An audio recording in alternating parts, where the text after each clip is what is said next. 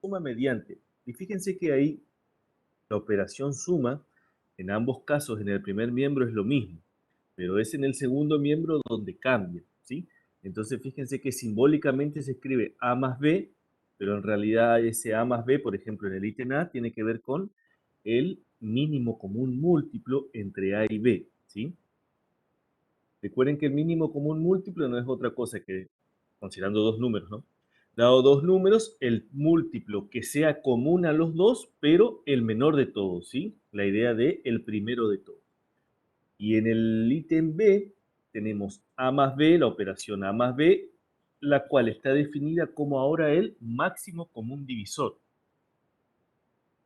Quiere decir que dado dos números, A y B, ¿sí?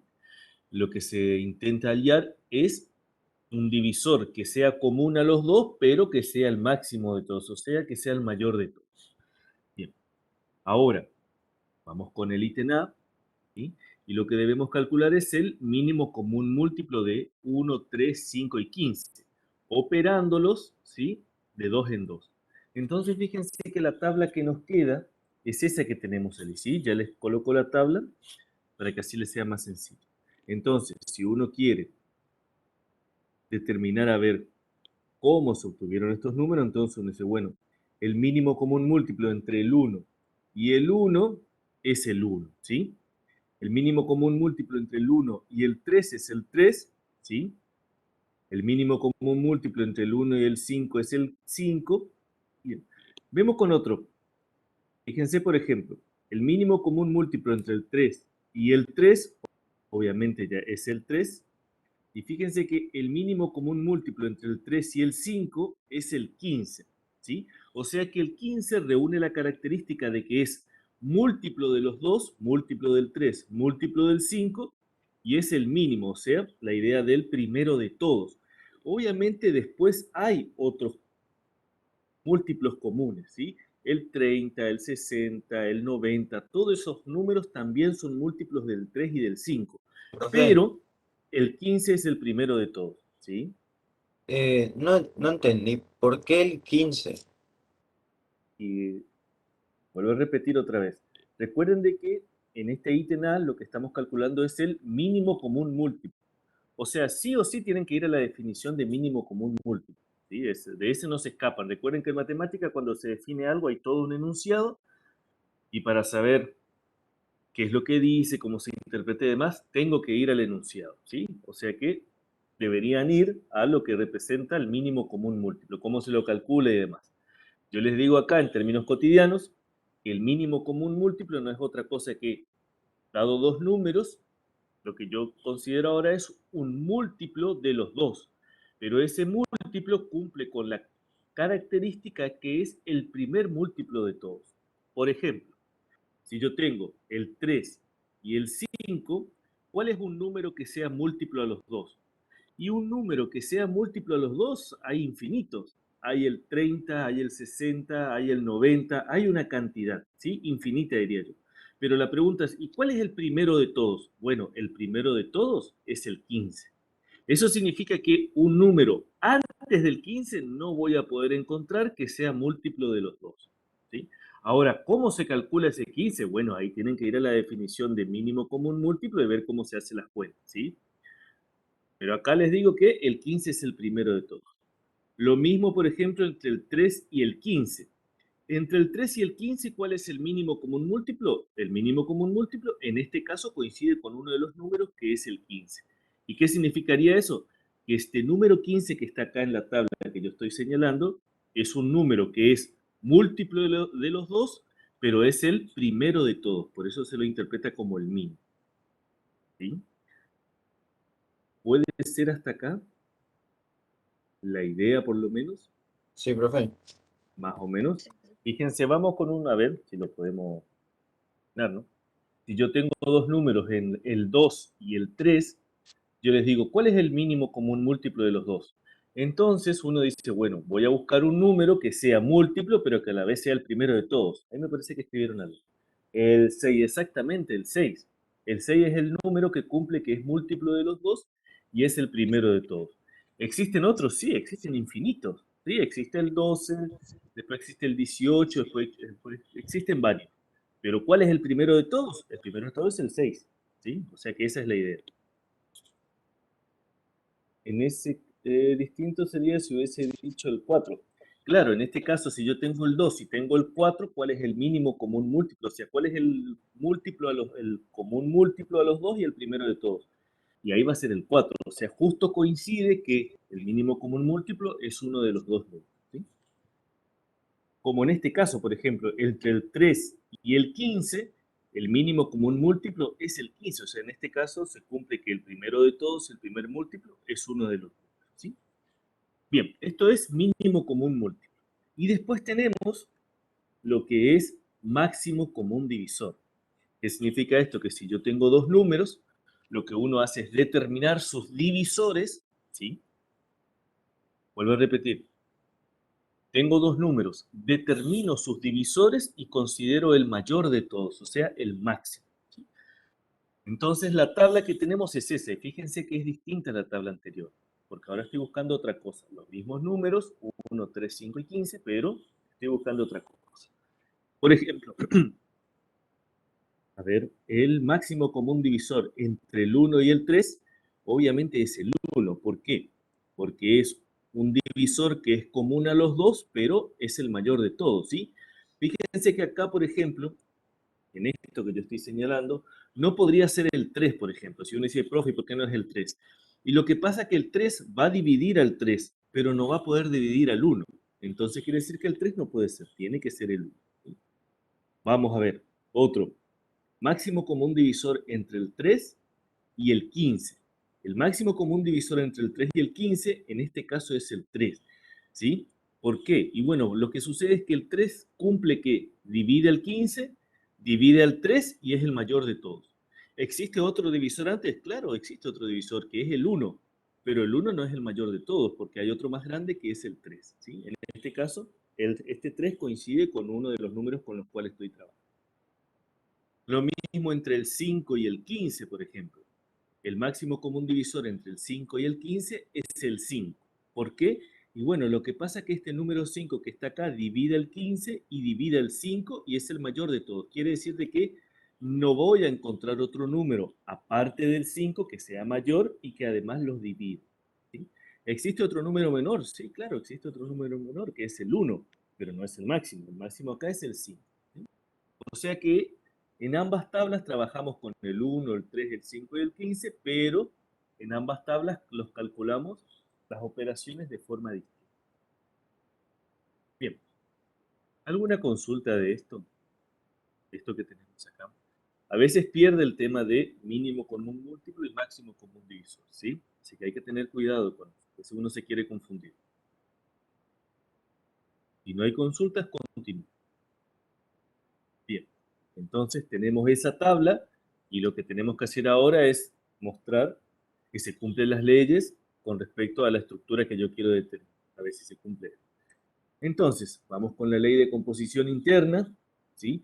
Puedo tomar algunos, fíjense, mínimo común múltiplo entre el 1 y el 1 es el 1, y 1 pertenece a B, mínimo común múltiplo entre el 3 y el 5 es el 15, ¿sí? 15 pertenece a B, mínimo común múltiplo entre el 15 y el 3 es el 15, 15 pertenece a B, y así puedo ir mirando. Puedo mostrar otros elementos del conjunto.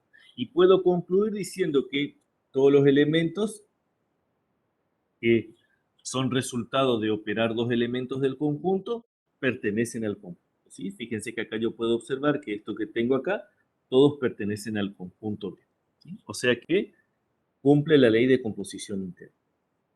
Con otro, la asociativa. Bueno, la asociativa consideramos tres elementos del conjunto, ¿sí? Con esa operación que tenemos ahí, con lo cual, fíjense que lo que yo tengo que demostrar es que el mínimo común múltiplo de el mínimo común múltiplo entre el 1 y el 3 con el 5 es igual a el mínimo común múltiplo de el 1 con el mínimo común múltiplo del 3 y el 5, ¿sí?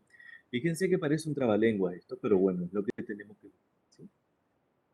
Entonces, probamos Fíjense que hago las cuentas, primero determino el mínimo común múltiplo de lo que tengo acá entre paréntesis, o sea, en esto que tenemos acá me faltaría un paréntesis más si lo quiero colocar.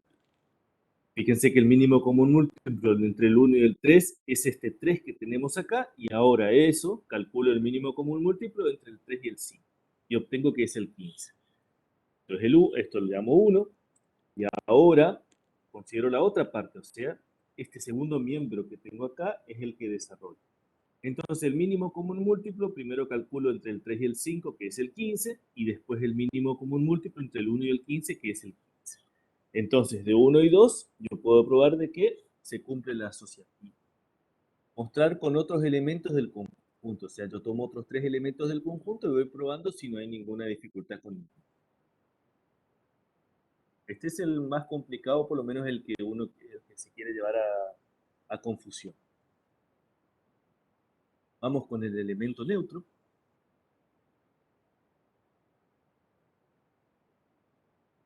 En el caso del elemento neutro, x más e es igual a x, con x y e perteneciente a b.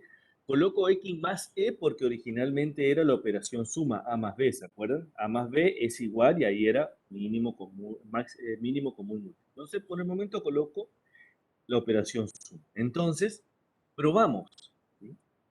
Fíjense que acá, como tengo números, tengo una tabla, entonces voy mirando. Entonces, ¿qué es lo que uno observa acá? Lo que uno observa es, en forma horizontal y en forma vertical, si se repiten los números originales. Por ejemplo, en esta fila que yo tengo acá, no sé si se puede observar en esta primera fila, se repiten los números 1, 3, 5 y 15. Entonces, esta primera fila me está dando la idea de que este número 1 que tengo acá podría ser el neutro. Ahora me fijo de forma vertical. Y en forma vertical acá también tengo los mismos números, o sea, los números que están acá son los mismos de acá. Entonces eso me da la idea de que este 1 que tengo acá también es el neutro. Entonces ahora pruebo, calculo, mínimo común múltiplo entre el 1 y el 1 es el 1, mínimo común múltiplo entre el 1 y el 3 es el 1, y así voy probando. Entonces fíjense que cada vez que opero un elemento con el 1, obtengo el otro elemento. Entonces dice, bueno, 1 pertenece a B, B tiene elemento neutro y es el número 1. ¿Me explico hasta acá? Puede ser. Recuerden que esto similar ya lo habíamos visto anteriormente, ¿sí? Con una tabla. Y ahora vamos a mirar si, o probar si tiene elemento inverso, o sea que x más x' es igual a e. La pregunta es, ¿tiene elemento inverso esta tabla que yo tengo acá, o sea, este conjunto? Mirando la tabla, ¿tiene elemento inverso? Que cuando yo opero dos elementos es igual a 1 para todos, lo que yo opere. ¿Qué me dice? No. No, Y profe. la verdad que no, exactamente no. Porque cuando yo miro acá esta tabla que tenemos acá, solamente hay un caso donde aparece el elemento neutro cuando yo opero dos números. Uno con el 1 me da el 1. Pero después en los otros casos, en todas las otras filas, en todas las otras columnas, ya no aparece el número 1. Como ya no aparece el número 1, quiere decir que en los demás casos, cuando yo opero dos elementos, no obtengo el elemento neutro. Entonces, eso significa que no existe elemento inverso. ¿Sí? Entonces, no tiene elemento inverso, puesto que el único caso en el cual un elemento operado con otro es 1, es para el caso del elemento 1. En todos los otros casos no. Entonces, no tiene elemento inverso. ¿Sí? Conmutativa, si se cumple la conmutativa, como la tabla es simétrica con respecto a la diagonal principal, cumple la conmutativa. ¿Sí? Entonces, quiere decir de que este conjunto tiene estructura de semigrupo conmutativo con unidad.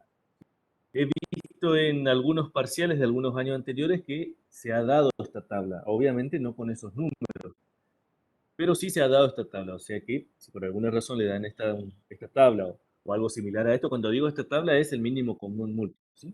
Entonces esto es lo que uno debería hacer, que como verán no es complicado, pero hay que hacerlo, ¿sí? La misma idea para el otro caso, para el caso del punto B, que es el máximo común divisor, ya tengo la tabla, quiere decir que lo único que debo probar es que se cumple la ley de composición interna, asociativa, elemento neutro, y así continúa. ¿Sí? Bien, la pregunta es, en este caso, ¿sí? Bueno, ya sabemos que ley de composición interna, podemos observar ahí los elementos, o sea, los resultados dentro de la tabla. Es asociativa, tendrían que probar. Y la pregunta es, ¿cuál sería acá el elemento neutro, aparentemente? El 1, me dice su compañero. Recuerden que yo tengo un elemento y opero con otro, yo debo obtener el primer elemento. Entonces, ¿cuál sería el elemento neutro? Bien, mucho mejor, me parecía. El elemento neutro es el 15, exactamente. ¿Por qué? Porque cuando yo miro horizontalmente, acá está donde se repiten todos los números, o sea, los números con los cuales estoy trabajando. Fíjense que este 1 coincide con este 1, este 3 con este 3 de acá arriba, este 5 con este 5, este 15 con este 15. La pregunta es, bueno, ¿y cómo se obtuvieron todo esto? Y bueno, todos estos números se obtuvieron habiendo operado con el 15. Eso es horizontalmente. Ahora me fijo verticalmente a ver si coincide con ese mismo número. Y fíjense que acá tengo verticalmente también 1, 3, 5 y 15. ¿Y cómo se obtuvieron esto? Habiendo operado con el 15. Entonces, da la idea de que el 15 es el elemento neutro. Ahora tendría que probarlo, ¿sí? Tengo que hacer las cuentas y colocar mostrar de que en definitiva es el número 15. Y ahora la pregunta es, ¿tendrá elemento inverso? O sea, los elementos del conjunto B tienen elementos inversos, todos.